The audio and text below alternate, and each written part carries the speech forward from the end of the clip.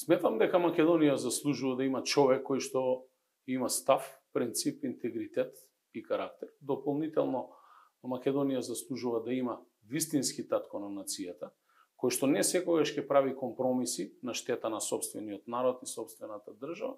и да ја представува државата соодветно така како што е првично мудро, осмислено, од страна на еден сериозен совет кој што би го нарекле совет на старци во консултација со нив, во една апсолутна кохабитација со останатите субјекти кои што се